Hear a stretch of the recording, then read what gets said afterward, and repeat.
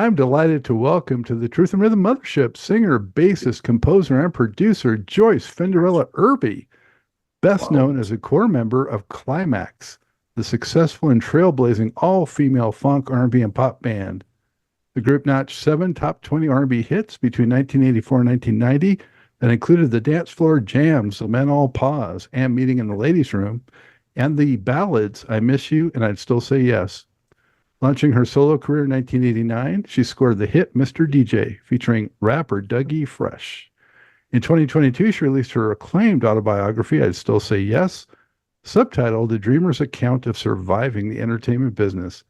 She continues to perform as Klymaxx with Joyce Fenderella Irby and is recording new music with the Femme Mafia. Joyce, thanks for joining me. How are you?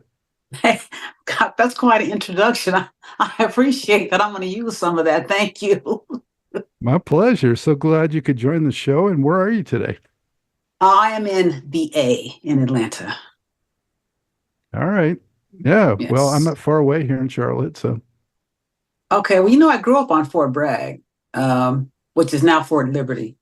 Grew up on Post, right down the street. oh, nice. Nice. Well, I've been a fan for so long. I don't know how much you know about me, but around the time when Klymaxx was peaking, I was in full throttle as a disc jockey in clubs and mobile, and so I mean those tracks were just key. People loved them. So, and I had all the 12-inch singles, of course. The long versions, and yeah. So That's great to cool, have you. man. I just had no idea people would still want to hear that music. So I'm just so happy about it. You should be. You should be. So let's go back a little bit and then work our way up, if that's cool. Okay. Um, you're from Orlando, right? And you moved to Los Angeles. Yes. Yes. And what first drew you to music, Joyce? I was just born with it. The first the first songs that really affected me were like songs by the Beatles, when I was in elementary school. The Beatles started it, and then Stevie Wonder when he was a kid.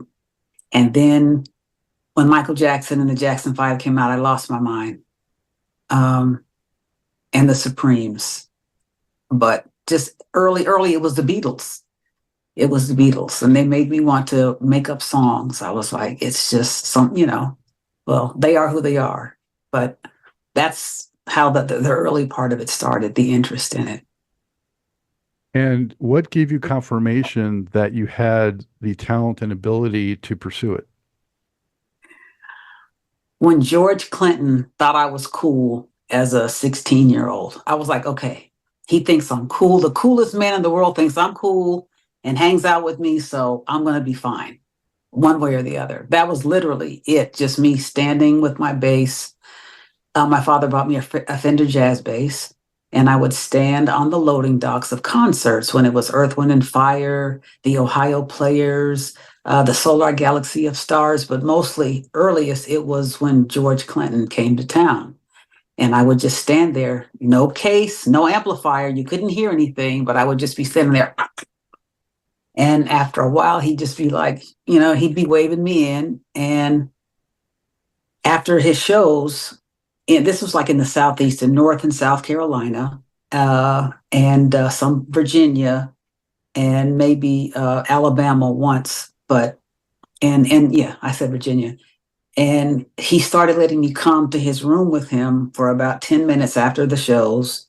And he would sit and just listen to me play. It was quiet. And then most of the guys like Gary Scheider and all of them would be lined up outside yelling and screaming because they wanted to start partying. And I didn't, first I thought they wanted to come in and did they want to come in and jam with us? And George would just be laughing. But he would listen to me play and then he'd say, "You're going to be great. You are great. You just, drive home safely, but you're going to be great." And that just got to be our routine. When I was a teenager, started when I was 16. And that's just really, and he started introducing me to people like as his next star and all these things. And it just made me really feel like if that dude thinks I'm cool, then I'm going to be okay, literally. Wow, that's awesome. Yeah, I was going to a lot of those same shows around that time because I came up, same time, late 70s, mid 70s.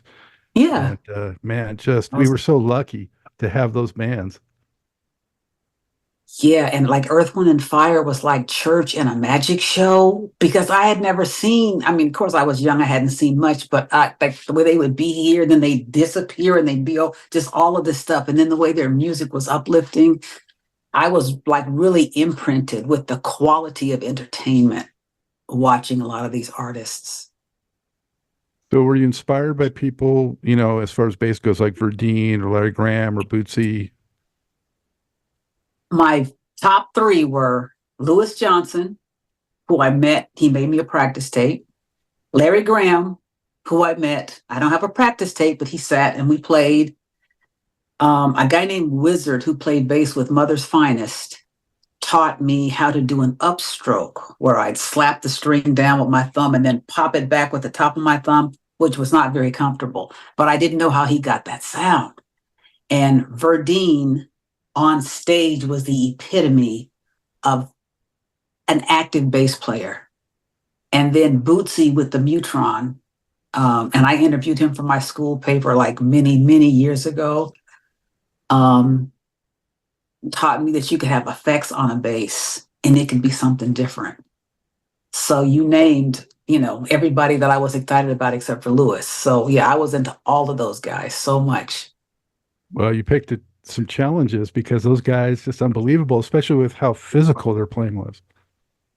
Yeah. And I don't like when I was younger, I was really, really good. I'm nowhere near as good at playing right now. There are kids that can play me under the table, and I'm fine with it because I had my time, even though I still want to practice a little more. But realizing, like as you age and having a little bit of arthritis in a thumb or a finger, it's like, oh, I used to take all that for granted, just being able to move so fluidly. I'm like, oh, it changes. I can still do it, but I was really just so fortunate and so blessed. And also, here's one thing as a young woman, like 16, 18, 20, whatever, the guys knew I was serious about playing bass. So we were like musicians. And so it was just tripping me out that they were just sitting with me, talking to me. And, I got a bass, you got a bass. And that was like, I just felt like $1,000,000, even though nobody knew me, except they'd be like, oh, that young lady's outside with her bass, you know. But I was so blessed just to interact with all those guys. Did it ever become a possibility that you might play with George Clinton? Yes, actually, I forgot to provide. We have some old pictures in the studio together.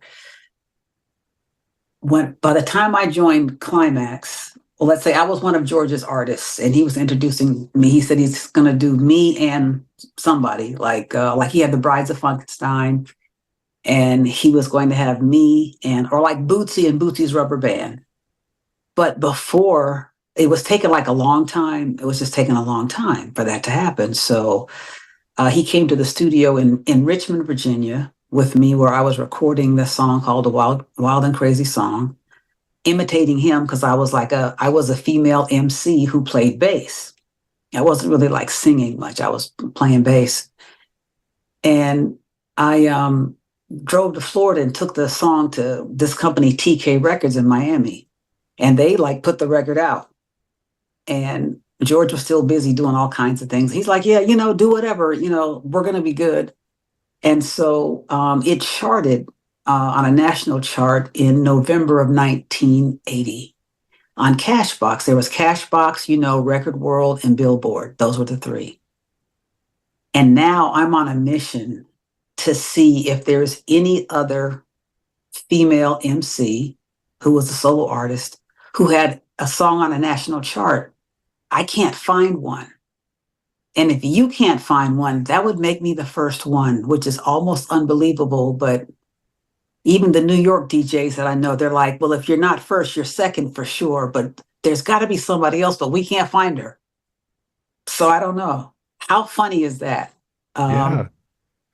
Well, I It's mean, you could make that claim for now until it's disproved. Yeah, I think I might do a post and offer to pay somebody who can prove that I'm not the first. Yeah, that'll get something going. That's But very cool. so George was busy, and also in another meantime, I didn't sign the contract with TK, or they want me to sign a contract that said you make no money. And I thought, I'm not doing that. So Frankie Crocker went on the record, and then they pulled it 4 weeks later because we didn't have an agreement. And then I got a call from Leon Silvers, who had seen me. Actually, Dick Griffey, the founder of Solar Records, told Leon to get my information. As I'm standing on the loading dock, all of this is for me standing on the loading dock at the artist entrance playing my bass. And Leon got my number and he said, we have a situation. We're going to, give you a call and maybe fly you out to LA. And I'm thinking, okay, right. And then a couple of months later, that's what happened, because they signed, Bernadette started the group Klymaxx. They had a bass player that couldn't play. And they had 2 members they were replacing before they released their first record. And then I was like, oh, they really called me. And so then I was in California. That was funny. Wow. What was your first impression of both Dick Griffey and Leon? I could tell Dick Griffey was the boss by the way he walked. Slow, methodical, cool, just looking around, sort of nodding his head at everything. And then people kept running up to him, Mr. Griffey, Mr. Griffey, Mr. Griffey. And Leon, I was a fan of his work anyway, because I loved Shalimar. Was like one of my favorite groups. And I studied, I played bass to the songs that he wrote. And so I used to practice them. And they were just cool people. They were just really, and I met Howard, who had always been one of my favorite singers. And from the time I was like, because we're about the same age. He's like 1 year older than me. So he was like maybe barely 20 or something. But he was always the same sweet person, always. And he's the same today. But he was always nice. He would take pictures with everybody, all of that kind of stuff. And I just ended up out there with a bunch of crazy girls. What were your first impressions of the girls in the group? Well, Bernadette picked me up at the airport in a little convertible MG. And she was funny. Like, I stayed with her the first couple of weeks. I thought California, the air is kind of like, I'd heard of smog. I'd never seen it. I was excited to be there. I was like, people live on these hills. Are their houses going to fall down? And the weather's really nice. And okay, I just got to meet everybody. So Bernadette is the same. She's the same person. Witty, funny, all over the place. Passionate about creating music. I met Lynn Malsby, the piano player. She was serious about playing pianos. And at that point, like at rehearsal, she had a big Yamaha electric piano, but it was gigantic. And it would take a couple of us to like move it around and set up. Lorena, who was the lead singer, is the lead singer. She was cool. She had a really big family, and they used to invite me down. I lived with them for a while too before I got it together. And there were a couple other, there was Judy, who was a percussionist who ended up leaving the group, and Cheryl Cooley, the guitar player that we're at odds with now for trying to steal the name. That's for later. And we had auditions for another keyboard player and a percussionist. So Robin Greider ended up being the keyboard player. And the first percussionist that we had come to the studio was Sheila E. How funny is that? Because she hadn't, her and Prince hadn't kicked off their thing yet. So we were at Irby Studios in West Hollywood on Santa Monica Boulevard. And she came down and it was cool. We all talked. She politely declined. And right after that, do, do, do, do, do, do, do, do, do, do. I was like, hey, girl, you made the right choice for yourself. But it's just really interesting how we were all, like potentially in the same group. Mm. How would you describe the initial like playing together chemistry when you first started doing? It was cool. It was cool because I'd always, of course, played with guys, and that was always cool. And there's different dynamics sometimes for men and for women, but for musicians, if you can just be musicians, it's really all the same. The one thing I notice with women, or at least with us, is you want to be sure. Well, Lynn Malsby says it best. Lynn says women are groomed to be pitted against each other to compete for men and resources and all these other things.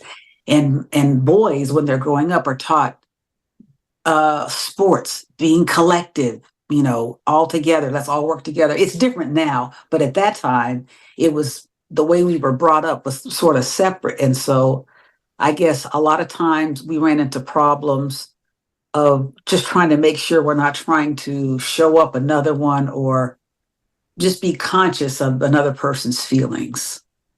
Because we were more sensitive as women, and like we wasted a lot of time and lost a lot of ground with stuff that just, it was just like a waste of just being in our feelings, as the kids say. Yeah. And we all have them, but working with guys, it's like guys can hate each other. We're going to work together. We're going to get this check. I'll see you next week. I'm out. And we needed to be more like that. And unfortunately, we weren't. The guys, I think, are a little better at compartmentalizing like that. Yeah. Yes. We're going to keep this over here. And yes, absolutely. Absolutely. I know I am. And that's not like my wife. Just so you know, I mean, I was, with the group from the get-go. So, the first record, Never Underestimate the Power of a Woman, that title track was slamming, and so I thought you guys were fire out of the gate. That is really cool. And the thing about that record, because they had that album was done by the time I got there. Mm. And I talk about that in my book, because people are like, oh, I love the way you played so-and-so on that first album. I'm like, I'd like to take credit, but it was not me, because they had a bass player who couldn't play. So I guess they used either, some of the guys that Leon worked with or one of the guys from Lakeside to do the bass parts on the first album, because I wasn't there. And this is the kicker. They sent me the music and told me to learn the songs, but they said we got rid of our bass player because she couldn't play. And when I heard the music, I was like, oh my God, if this is not being able to play, I was like, I can't play it any better than the way they recorded it. And when I got there, they were like, no, that wasn't her. That was somebody else we had play on the first album. Because I was like, I think her playing is perfect. Why would you want to replace her? But it wasn't her. So like Milli Vanilli'd it for the bass on that first one. Yeah. Well, Girls Will Be Girls In, that was your first? Yep, the Girls Will Be Girls album. And there were a couple of things still I'd have to go look at all the stuff that's on there. But there were some guitar parts and some bass parts that they had some of their, because we still weren't producing, even though Jimmy and Terry let me and Bernadette, I guess, co-produce one song with them. So they'd have some of their people play, and then we'd play too. So some of it was still mixed.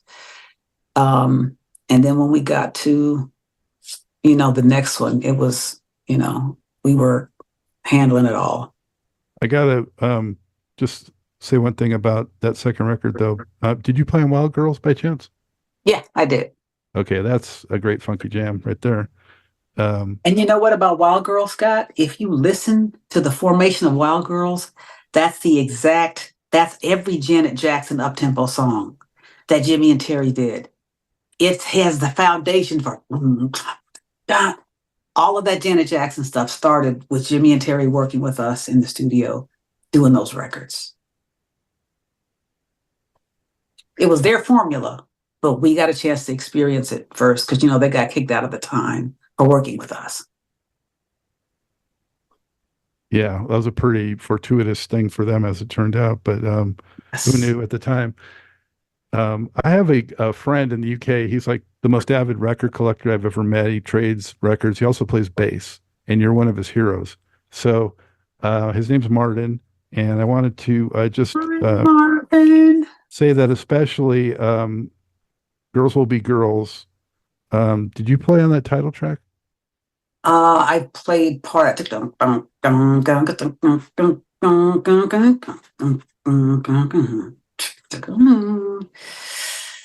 Yes, and somebody else played too. I can't remember who it was.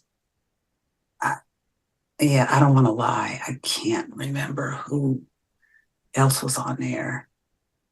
I asked because, in particular, he loves that track and inspired him to play bass, and he recommends it for any bass player. Well, that's really cool. Either way, it got him going. Hi, Yeah. Martin. Cool. All right. So, how did Jimmy and Terry inspire you to sing or help you cultivate that? Yeah, they were like, she needs to sing, basically. Like when it's funny, working with Jimmy and Terry helped us all be more collaborative. And they were like, whatever you guys can do, we want you to do it. If you can't do it, we'll do it. But you can really do all your own stuff. That was their thing. They were like, we want you to sound like you. We want to enhance what you sound like, but we really want you guys to do it. So they were like the best to work with because they helped us grow and they stretched us. They helped us cooperate. And one of the biggest things was like Jimmy would be in another room playing the piano a lot. And when I'd be singing certain parts, at some point he and Terry both, but Jimmy specifically was like, you need to be leading more songs. He says, your voice, you need to be leading more songs. It's unique. And I was like, well, okay, I hope so at some point. But my job was like the bass player. But them being around, I think I sang like one song or maybe a song and a half, but before them, but they were like, no, she needs to sing. And that made it cool. That just gave me an open pathway and made it cool so that we could share. And Lorena didn't mind. And there were some songs that just fit me better. So yeah, they are the reason that I got a chance to do some leads, like really do some leads. Well, another great reason that they're smart guys and some of the best producers, obviously, ever. But Yes. did you reference any other singers in what you brought to singing? Okay, my long history of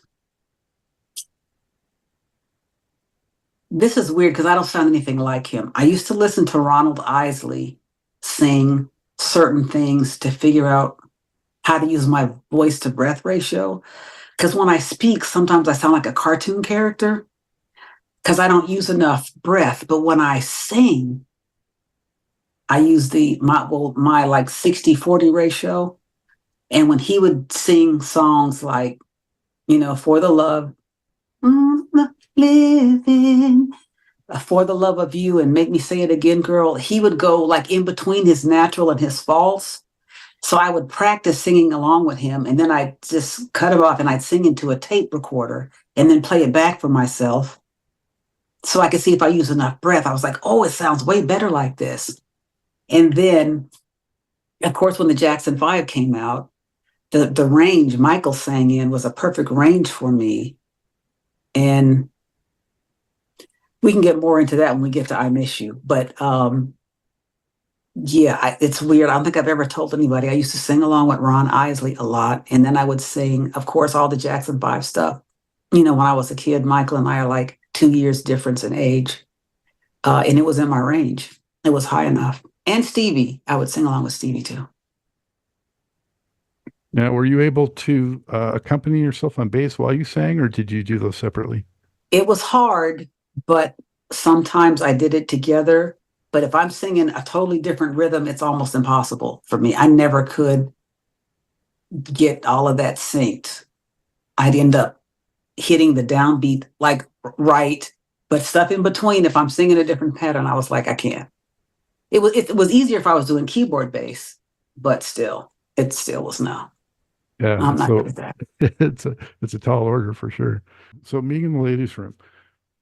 Yeah, What can you tell us about the making of that? What was the vibe like in the studio? Because you guys obviously elevated a completely different level.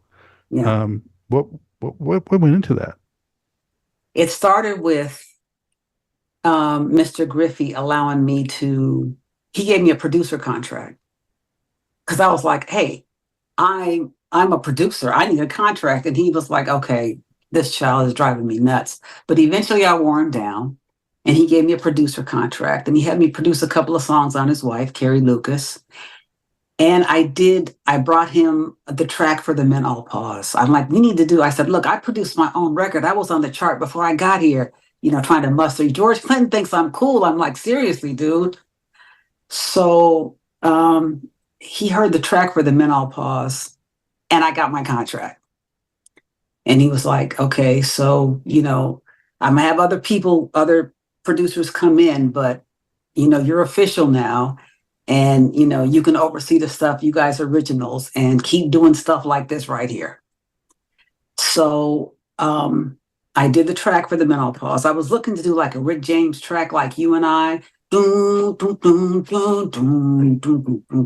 wanted something to hit hard. So I was like, okay. There was I was like, okay, this will work. I gave the track to Bernadette, and she did her thing. She's an incredible lyricist. And her personality within itself just takes over all of it. So she wrote great melody and lyrics.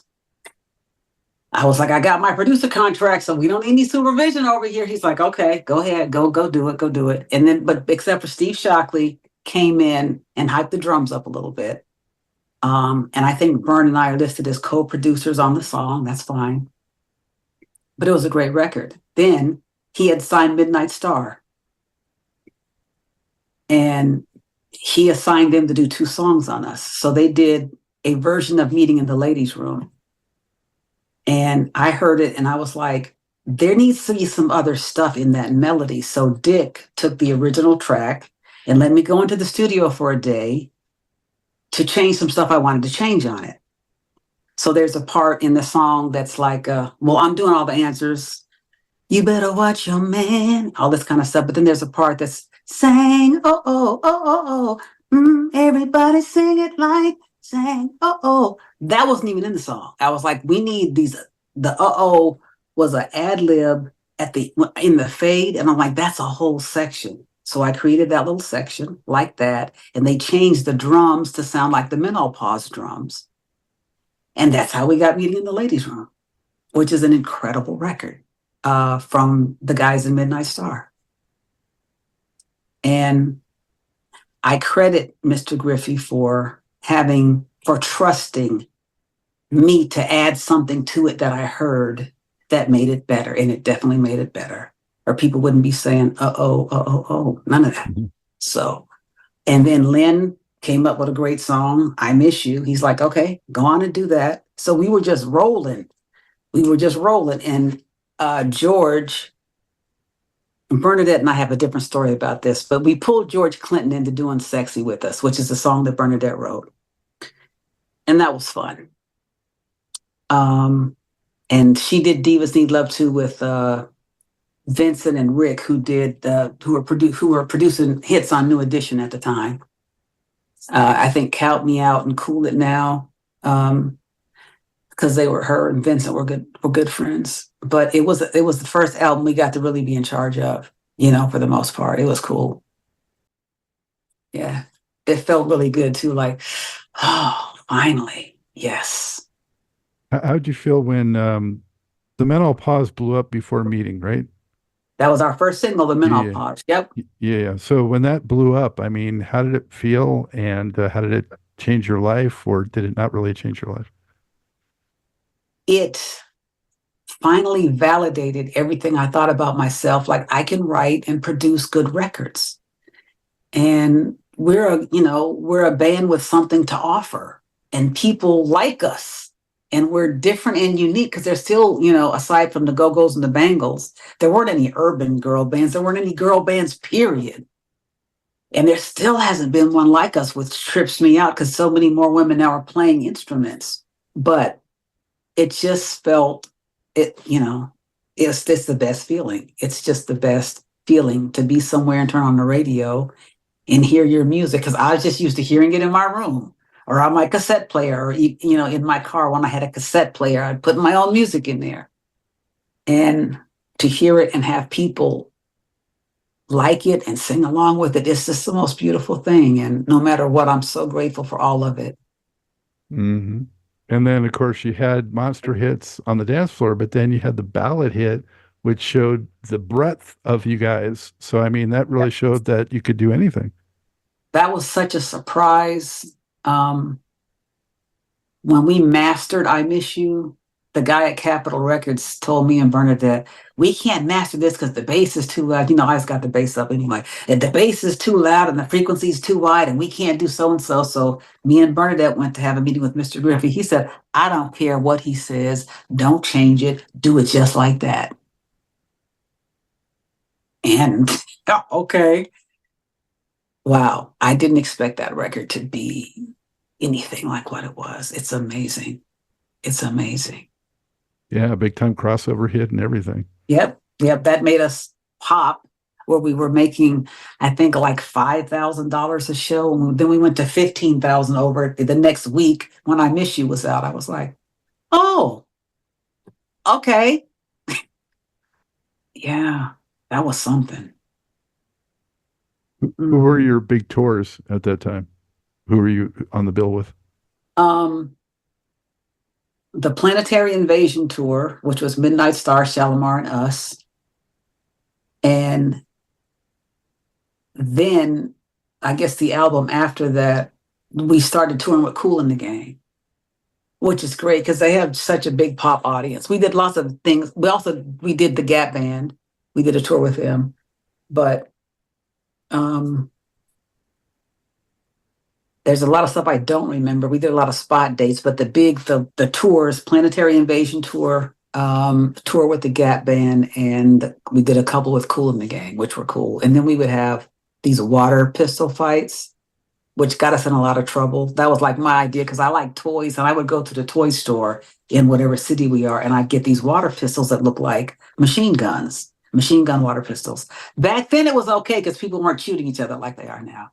And so we had a rule between the bands, like you can't shoot anybody in their show clothes. Okay. And this is when JT was still the lead singer of Kool and the Gang. And two things happened. We were in Miami and we'd stand outside the elevators and like wait to ambush each other. And then JT opened the elevator with a shower cap on and came out and was spraying all of us. And some older people at the hotel were getting nervous and they ended up calling the SWAT team and they told us to stop it and we stopped it. Because we didn't realize it was like, we were like 20s, early 30s. We were just being ridiculous. But it was, bothering some of the older guests in some of the hotels. So we were like, okay, sorry, we're like, what's that big truck rolling up outside in front of the hotel? But it was fun. It was fun. JT took it seriously. With his shower cap. Yes. It was really cool though. Did you feel like those shows, at least initially, were like a really good vindication because maybe you still had some skeptics and then they see you guys and they're like, wow, they really can play. Oh, all the time. And Jimmy and Terry will testify to that more than anything. They were like, oh, they can play for real. They can play. And anytime people saw us, it was like, wow. Even when, we had our drum machine, because it's 5,000 drum tracks and you can't play 5,000 drum tracks. But that was it. Everything else, it was all live and people loved it. And now they just love to hear it. They don't care if it's live or not. But they're like, well, they did play it at one time. It's just, we got respect of other guys that were musicians instantly. It was like, okay, it was instantly cool with them. Oh, and Ready for the World. We toured with them a lot too. I forgot. Sorry. Gotcha. Yes. That makes sense. Yeah, me and the Ladies Room, I just got to also mention Lock and Key. That was a good funky track. It didn't go Yeah. I think Byrne did that one with Jimmy and Terry. You mentioned already Divas Need Love Too.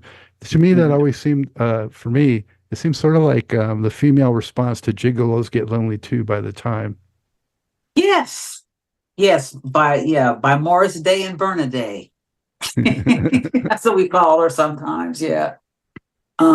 Absolutely. And women love that record, even though it wasn't like a big hit, but we always, like if Bird's doing a show or I'm doing one, we always include Divas Need Love Too, because women love it. And Sexy, that was a jam. I like that one. Yes, yes. And Sexy's a good song for breaks and accents. Dun, dun, dun, dun, dun, dun. Yeah. Yeah, Sexy was fun. Um, yeah, and Bernadette's funny with her lyrics. Like, she's just funny. She's just very creative. Yeah, well, And she I'm definitely brought the attitude, you know? She brought the attitude and it was different. It wasn't anybody else's attitude, it was hers. And that's one of the things that made us collectively unique. It's like you have her with her sense of fashion and style, and it's all about me.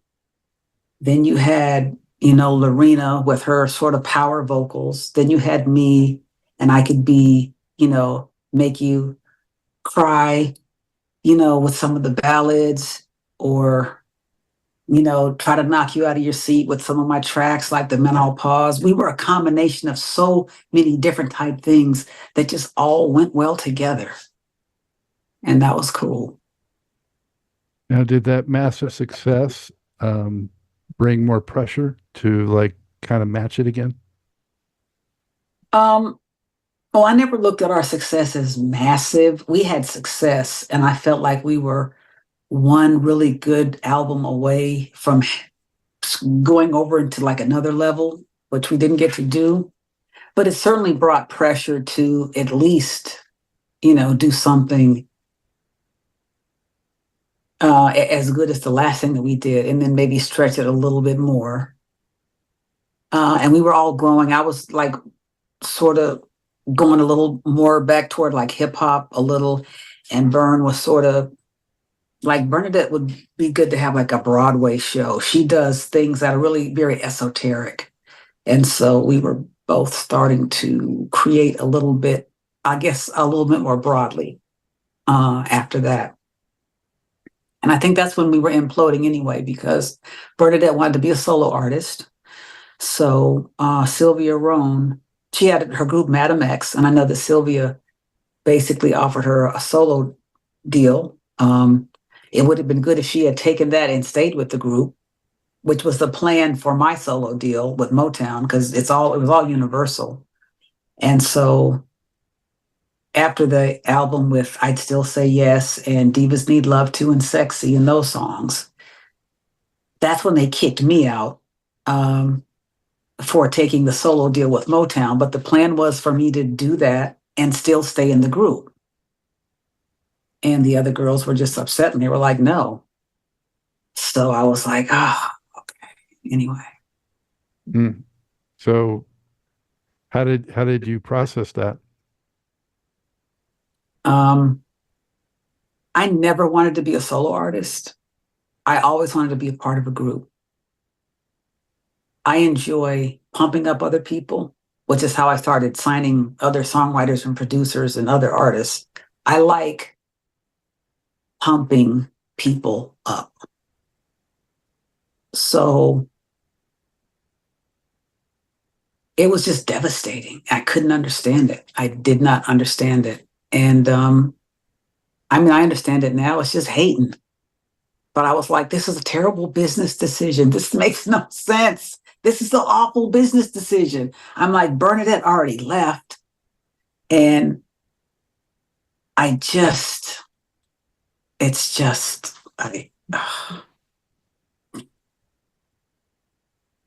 was just, yeah. I'm still like, what a horrible business decision. Yeah. Yeah. But you picked yourself up and you did your solo record. And what do you remember about that experience? I remember that's when I signed Dallas Austin, who was a 16 or 17-year-old who had good hip hop beats. I was like, okay, I'm gonna do some hip hop. I said, I need a song that has like swing horns and things like da da da da da da da da. Like want something kind of jazzy, but it's like hip hop. And so he gave me a track. He was putting something together. I was like, okay, let's flip this and this and that. And then I was like, this is too hype for me to sing. I'm going to ruin it. So I have to go find a rapper to put on it and let him start the song. And then I'm going to come in and sing the hooks. And on a remix, I'll do a little rapping, but I want to feature a rapper. And so, of course, I thought of Dougie Fresh because he's, clean, fun, whatever. And that was actually the first record. It became a style where the guest rapper starts out as the main artist on the verses, and then the singer comes in and does the hooks. That became a style after that. Because before, Heavy D and that kind of stuff. Yeah. yeah, they come in on a bridge and they do that, and that's it. And I'm like, no, no, no. This is too hype. You have to do this. So yeah, and then that just blew up. People loved the record like crazy. And I was glad I got a chance to do some hip hop. I had a ballad called I'll Be There, which really was supposed to be a Klymaxx song, but since I was kicked out, I just was like, I'll just use it for myself. And I liked it, but I still felt like I was supposed to be in a female band, you know. And then there was a whole bunch of business crap that happened that just made it impossible for me to even continue, like that. Just a horrible, horrible mess of stuff. Like being in entertainment is one of the easiest legal ways to make a whole ton of money all of a sudden, like out of nowhere. And if you show that you can generate that, or you have assets that generate that, then other people are certainly going to come in to try to take whatever they can. So after I signed Dallas and we did the Mr.D.J record, Motown was like, we have this group called Boys to Men. We want you guys to come and work on. Okay, so Dallas started working on the Motown Philly track, and I was supposed to be doing some ballads. And make a long story short, let me see, Clarence Avant, Joel Katz, Michael Bivins, and Gerald Busby got together and decided to pretty much eliminate me, the person that Dallas was signed to as a songwriter and producer, to have him just do a bunch of stuff that they wanted him to do. And I can't forget my friend L.A. Reid. And they just did what they could to just pretty much wipe me off the face of the earth so that they would be unimpeded to do whatever. So there was lawsuits, and then I sued everybody, and we settled, but it was just a big mess. So it just gave me a different perspective on music and, just the nastiness, the ratchet nature of people. I do music because I love it. I never did it for money. I just love it. And I love facilitating other people. I was not aware of the other part of it. And I just learned some very painful lessons. Cutthroat sharks. Yeah. Yeah. And so, but I'm here. I have my voice. I started working with kids after that, with Lloyd, who was 11 or 12, who now is doing really good on his own. And another kid I saw on Showtime at the Apollo, Sammy, and he did a song called I Like It that Dallas produced ultimately. That was like a #1 record when he was 13. And it was that experience still with them was fun. And seen Lloyd grow up and taking him from label to label, from 12 to 18 to finally to get a hit. I was like, I lived to see it. Okay. So I tell people now I'm retired. I'm just working for myself. I'm writing for myself. I'm going to sing while I still have my voice. And I'm just grateful. What a great mentor. They're so lucky. And you can also tell them about the pitfalls, that they need to stay away from. Yeah, but one thing, You can tell people all you want until they fall in that hole, it's not really real. But I can at least, give them some warnings. They did get the chance to learn a lot of things. And I even got, because Dallas and I hadn't talked for many years, he actually sent me an email about a month ago and just said, thank you for everything. So I was like, okay, that's nice. I appreciate that. Mm-hmm. You just never know. Did you get any chance to perform any of the material you did for your solo record? Just for a moment. We did Chicago. There was like a promo tour. And then, wait, they asked me to be on Showtime at the Apollo, one of my favorite shows. And I was so sensitive at that time. I told them I didn't want to do it because I thought they would boo me. Somebody was like, Joyce, they only boo the contestants. They don't boo the guests. I'm like, but you don't know the crowd. They could have a bad day. They just might not like me. That's the one thing I really regret not doing. So I'd still say yes. What inspired you, and what was your process like going through that? Because I got to tell you, Joyce, 90% maybe of the people I have on this show, and I talk to from, the industry, they say they're going to write a book, but hardly anyone actually goes through with it because it takes so much work. It takes so much work. I was fortunate. I was cleaning up one day and I have all these diaries. I mean, I can tell you, I would write down everything in some days. I'm missing one crazy year. I'm missing a lot of 1986. But from when I was in middle school up until about 2000 almost, I kept real serious records of things. And when I opened it up, I was like, oh my God, I can't believe I wrote all this down. Some of the specifics that I wasn't sure of, I could go and I'd find it. And I used to keep these tablets that I'd keep notes on when we were in the studio, including how much things cost and how much time and blah, blah. I have so much documentation. It's like I'm an expert witness for myself. And I needed to just vent about a lot of things, a lot of misconceptions people have. And I really thought, if I can expose the things that are painful and embarrassing for me, it's going to help somebody who thinks, oh, she just got it easy. None of us have it easy. We all have stories, but sharing, being willing to be vulnerable enough to expose yourself, that helps other people. And I was like, I'm just gonna, say almost every horrible thing and every beautiful thing, because there's beauty in all of it as well. And I just was like, this will help somebody. And it was sort of like therapy for me. And then remembering, I was like, oh, I'm gonna go punch that dude in the face right now. I forgot about that. But it was also so many acts of kindness, like I just random things like driving down by the Hollywood Bowl and Benny Medina pulling up next to me. He's like, Joyce, I haven't seen you in a long time. I said, I know, Benny. He said, you look great. I said, thank you, Benny. See, and then he just, flew off.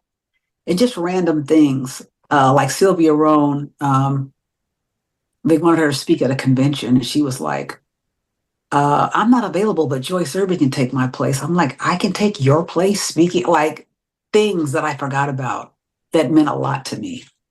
So I got to relive all of those. And I'm like, there's stuff in here that other people can relate to. There really is.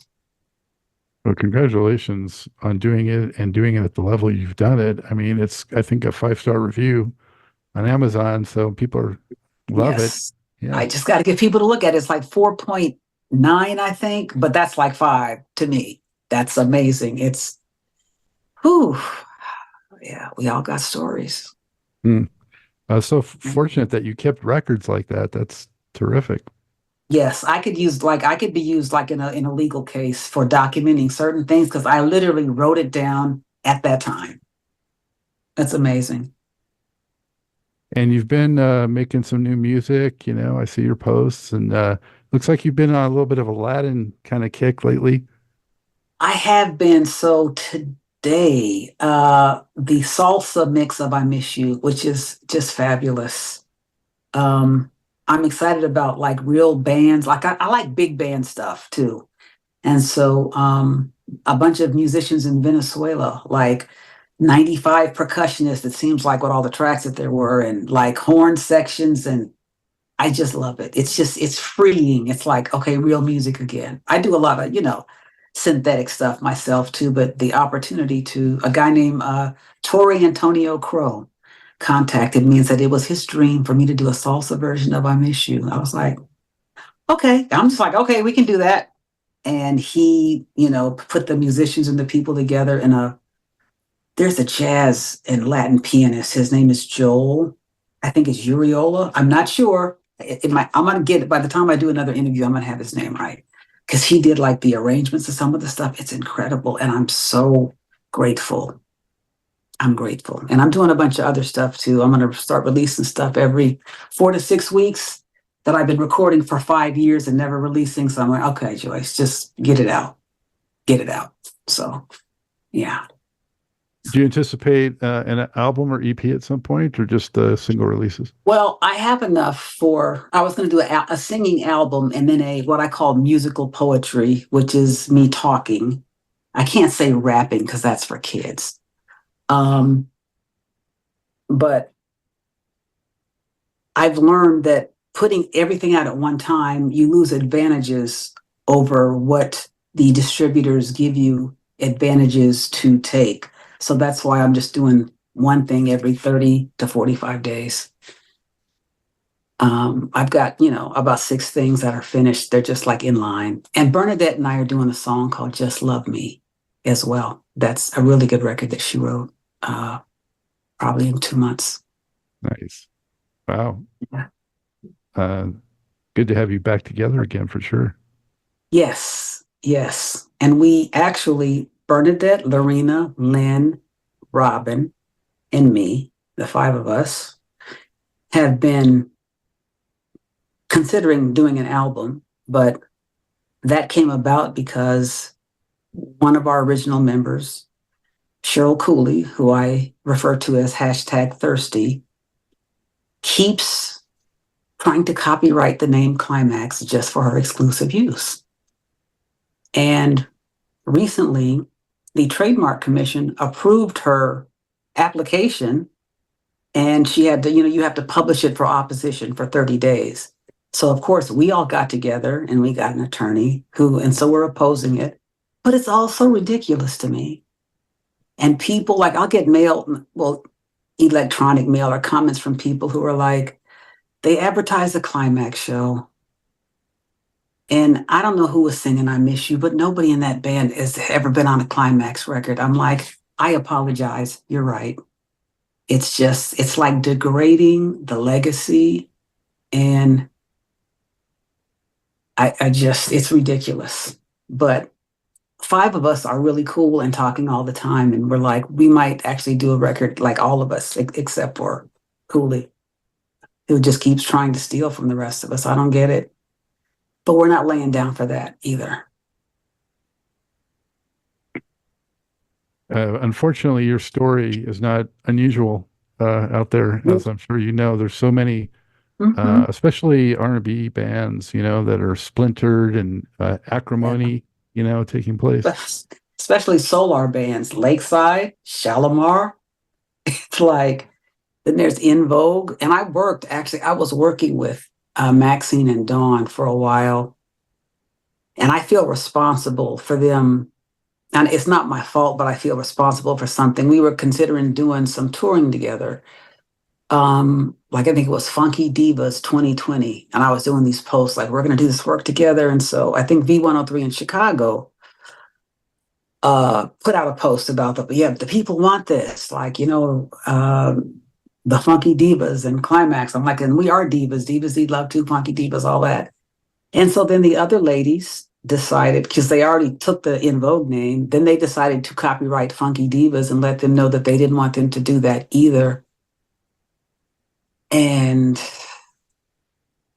I just felt like, even though at one point they were like, just let them have it, Joyce, we don't care, just let them, they can just have it all, because it seems like it's that important.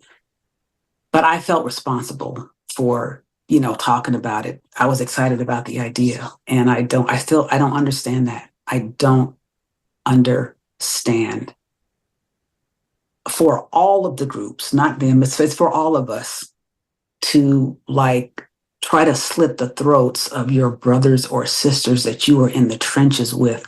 Everybody has equity in these names.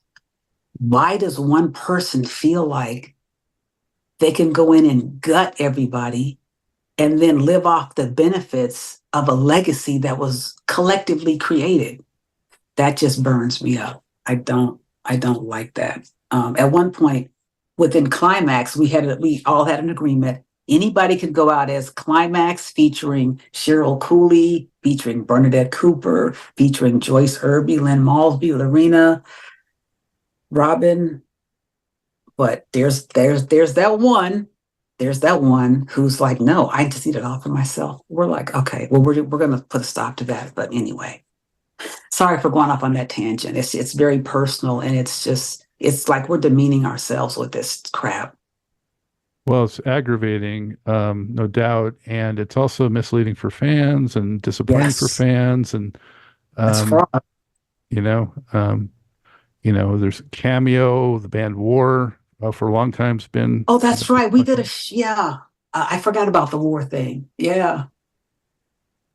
And I think that's maybe actually keeping them from the Rock and Roll Hall of Fame, the way they have that divide, No, it's a shame, but so glad to hear that the five of you at least are, good, and maybe we'll get some music. That'd be phenomenal. Yep. I think you will. We're on our group texts and group emails, and it's just really cool, just all talking together and stuff, because we're like sisters from a screwed up family, but you're still family, even if it's screwed up. So it's nice to be able to, have conversations where we have some type of common goal and everybody's cool with each other. That's cool. Yeah. Very cool. Appreciate you sharing that too, Joyce. What are one or two of the most unforgettable experiences that you had out there on the road with Klymaxx back in the 80s? Oh, a lot of them I just can't really talk about, but I'll just say that for me personally, I can only speak for myself. I learned that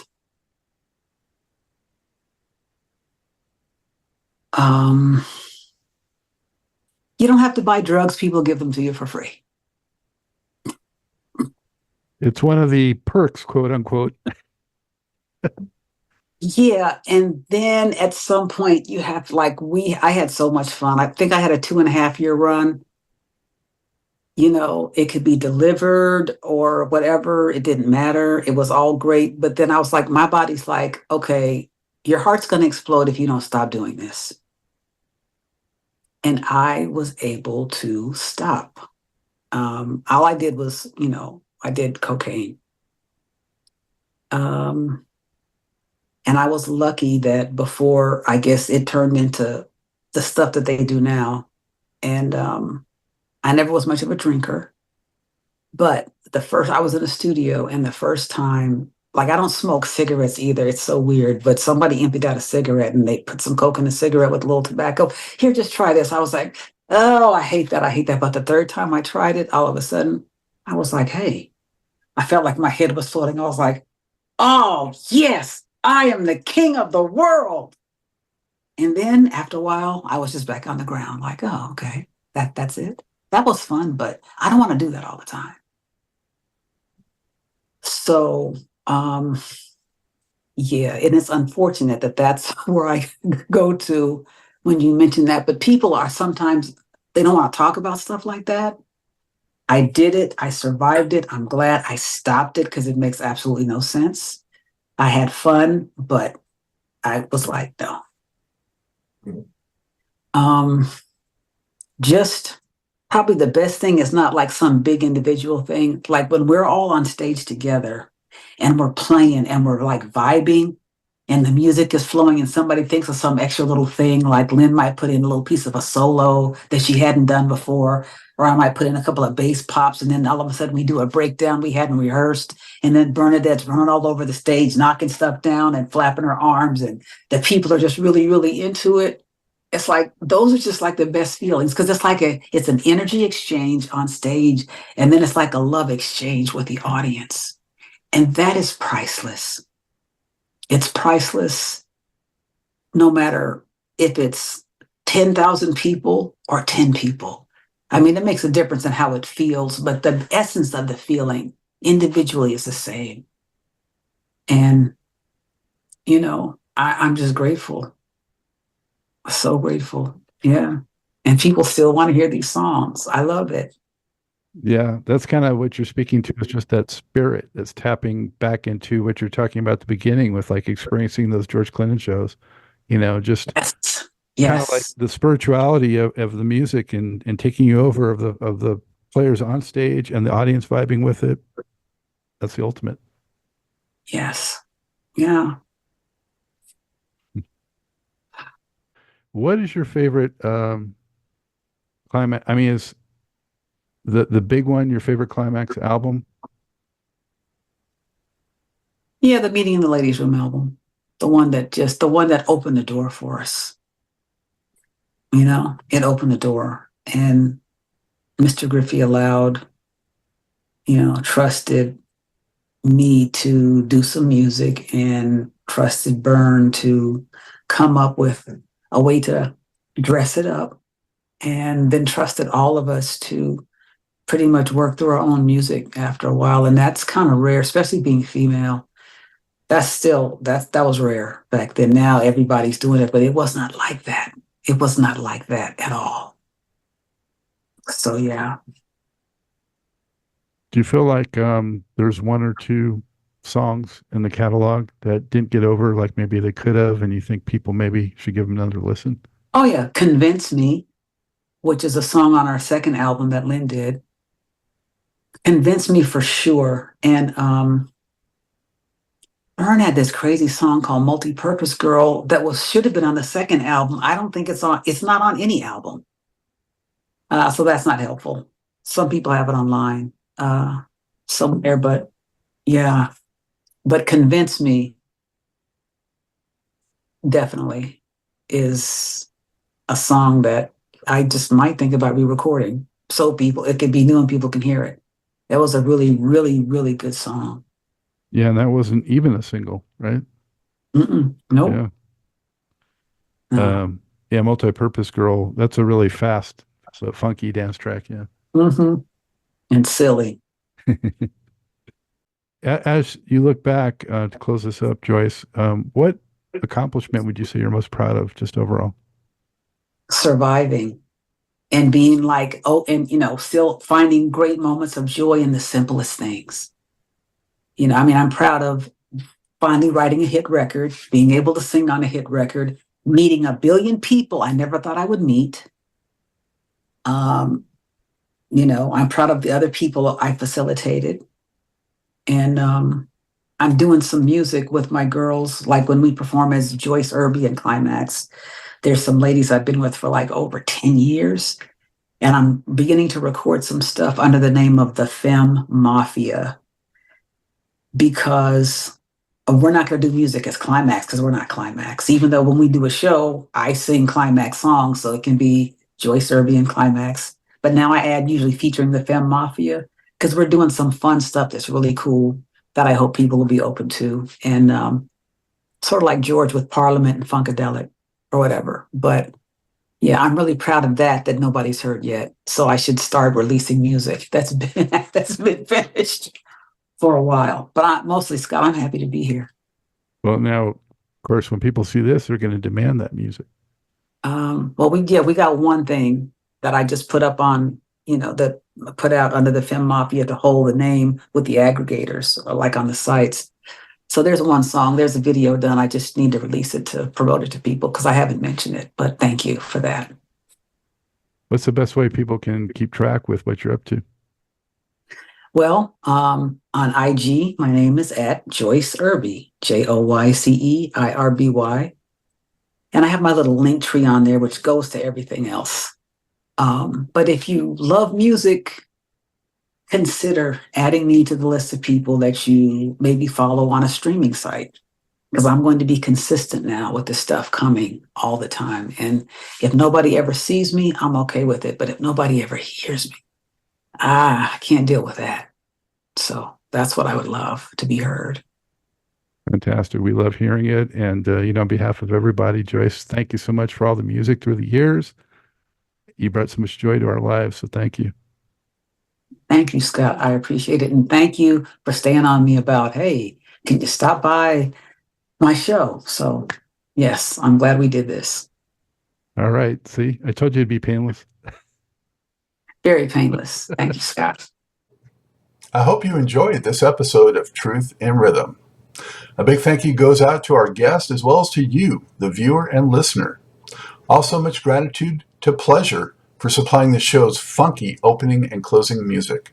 As a reminder, you can always access the complete list of linked shows by episode at FunkNStuff.net.